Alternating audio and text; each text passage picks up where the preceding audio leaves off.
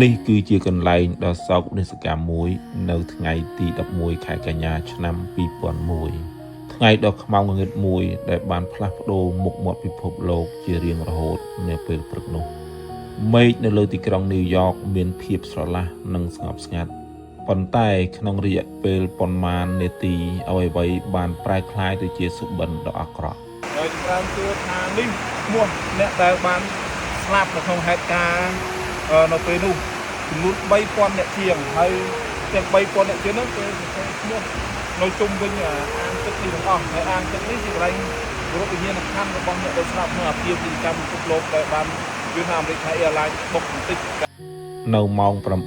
8:46នាទីព្រឹកជើងហោះហើរលេខ11របស់ក្រុមហ៊ុនអាកាសចរអាមេរិកបានធ្លាក់ចូលក្នុងអាគារខាងជើងនៃមជ្ឈមណ្ឌលពាណិជ្ជកម្មពិភពលោកមនុស្សជាច្រើនគិតថាវាជាគ្រោះថ្នាក់ដ៏គួរឲ្យភ័យខ្លាច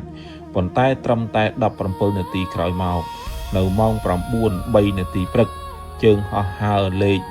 175របស់ក្រុមហ៊ុនអាកាសចរ United Airlines បានធ្លាក់ចូលក្នុងអាគារពាណិជ្ជកម្មពិភពលោកខាងត្បូងទើបដឹងថានេះមិនមែនជាឧបទ្ទហេតុទេ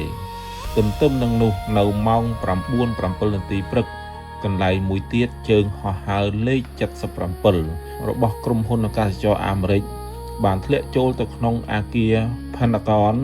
ជាមជ្ឈមណ្ឌលការពារជាតិអាមេរិកហើយនៅម៉ោង10:03នាទីព្រឹកជើងហោះហើរលេខ93របស់ក្រុមហ៊ុន United Airlines បានធ្លាក់ចូលនៅក្នុងវាលស្រែមួយនៅក្នុងរដ្ឋ Pennsylvania ក្នុងអំឡុងពេលដែលភារកម្មប្លន់យន្តហោះនៅទីក្រុងញូវយ៉កមនុស្សរាប់ពាន់នាក់បានពន្យាពេលនិងរត់គេចចេញពីភាពវីវឹកនេះមន្ត្រីប៉ូលីសនិងអ្នកស្ម័គ្រចិត្តពន្លត់អគ្គីភ័យ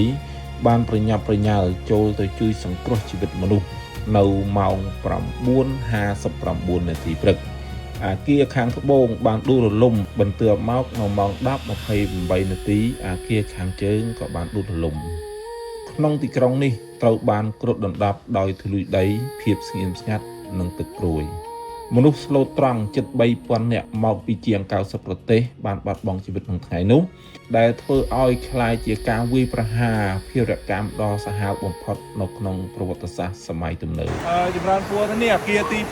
2មុនអាគារទី1នៅខាងនោះពួរខាងនោះអាគារទី1ហើយនេះអាគារទី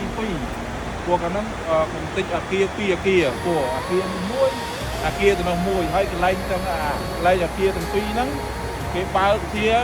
គេធ្វើជាសួនច្បារជុំវិញសួនច្បារហើយចំកន្លែងអាគារហ្នឹងគេធ្វើជារណ្ដៅទឹកតែម្ដងរណ្ដៅទឹកពោះស្ទាក់ចុះទៅក្រោមមានទឹកហូររហូតដើម្បីឲ្យភ្ញៀវទេសចរជាតិអន្តរជាតិមកនឹងកន្លែងជារូបវិញ្ញាណក្ខន្ធគុណអ្នកបានស្នាក់នៅក្នុងអាគារពីនេះក៏ចម្រើនពួរថាអាគារដែលបែកបាក់នៅអាគារដែលបាក់នៅកាលនោះតាមការឲ្យពួយមួយមកថាមានតែដើមឈើនេះទេដែលរស់ក៏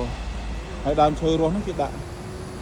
ផ្លាកឈ្មោះអ្នកដែលស្លាប់ហ្នឹងគឺចងនៅទាំងអស់អ្នកដែលស្លាប់បងហើយសល់ដើមឈើក្នុងដើមដែលរស់ដែលតិចអាគារហ្នឹងនេះតាមពូមានឲ្យមកទេបើកុហកតគ្នាបងសល់ដើមឈើនឹងមួយ